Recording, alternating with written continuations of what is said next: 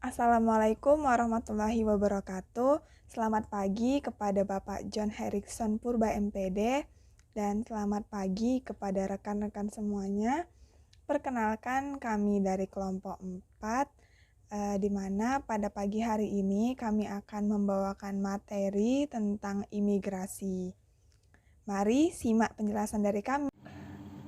Assalamualaikum warahmatullahi wabarakatuh. Saya di sini akan menjelaskan apa pengertian imigrasi. Secara etimologi, istilah kata emigrasi, imigrasi, dan transmigrasi sama-sama berasal dari bahasa Latin yang bermakna perpindahan penduduk. Imigrasi adalah proses perpindahan penduduk dari suatu negara atau bangsa ke negara lain dengan tujuan untuk menetap secara permanen, di mana orang tersebut bukanlah warga negara dari negara yang dituju. Definisi imigrasi secara singkat adalah perpindahan penduduk dari suatu negara ke negara lain. Seorang yang melakukan kegiatan imigrasi disebut imigran.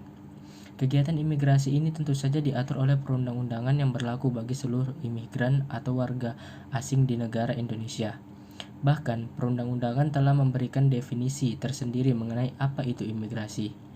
Menurut pasal 1 ayat 1 dalam Undang-Undang Nomor 6 Tahun 2011 tentang keimigrasian, yang dimaksud dengan imigrasi adalah hak ihwal lalu lintas orang yang masuk atau keluar wilayah negara Republik Indonesia serta pengawasan dalam rangka menjaga tegaknya kedaulatan negara.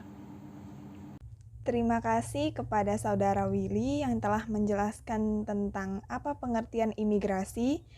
Berikutnya ada Saudara Rahmadani yang akan menjelaskan tentang apa saja faktor serta alasan terjadinya imigrasi.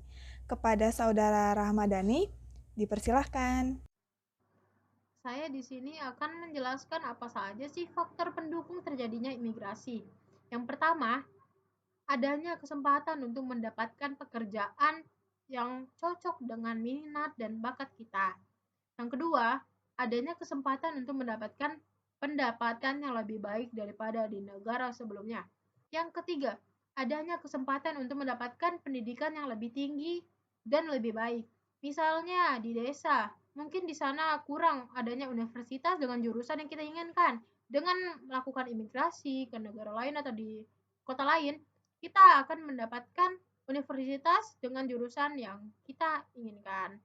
Yang keempat, karena faktor lingkungan dan pola hidup di negara lain mungkin lebih baik, misalnya iklim, fasilitas umum, tempat tinggal, dan lain sebagainya.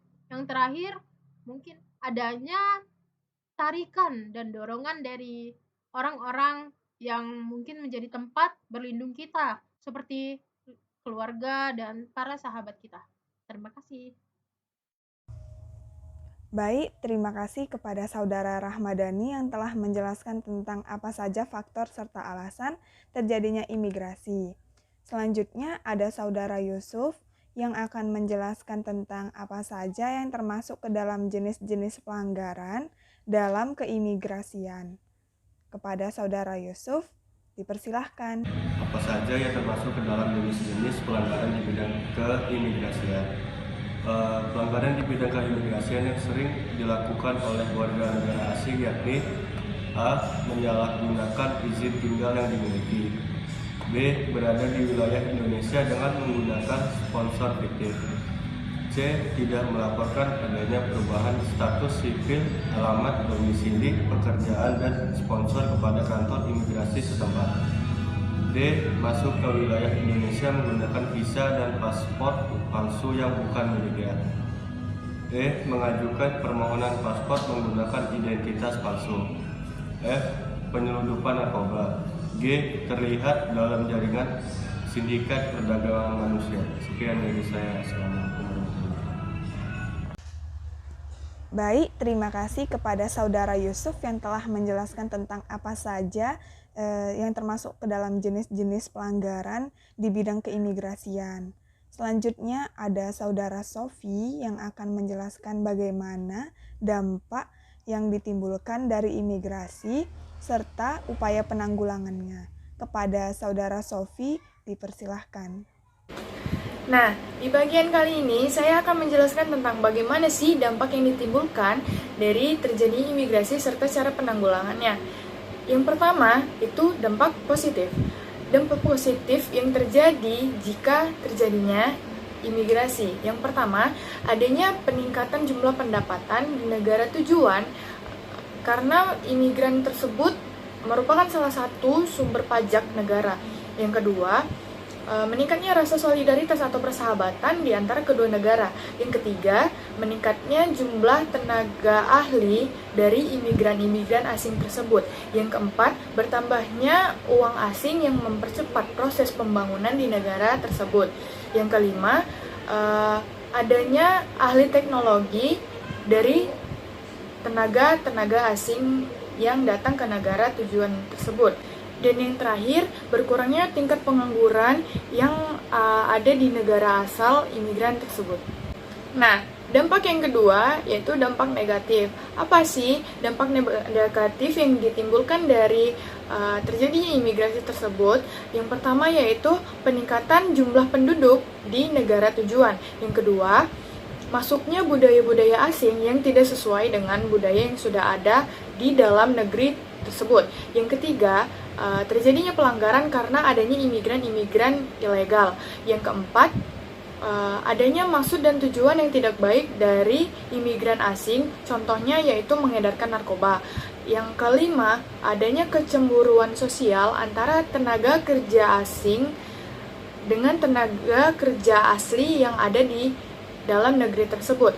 Dan yang terakhir yaitu adanya penyebaran penyakit yang ditularkan atau yang disebarkan dari imigran-imigran asing kepada penduduk yang sudah ada di dalam negeri tersebut. Nah, yang selanjutnya yaitu upaya apa atau cara apa kita dalam menanggulangi imigrasi tersebut. Yang pertama, pengadaan pendidikan yang bermutu ke daerah-daerah terpencil. Yang kedua, memperluas lapangan pekerjaan terutama untuk di daerah-daerah pedesaan atau daerah-daerah terpencil. Yang ketiga, membangun sarana dan prasarana terutama di bidang transportasi antar pedesaan. Dan yang terakhir yaitu membangun fasilitas-fasilitas umum untuk memenuhi kebutuhan masyarakat-masyarakat terpencil.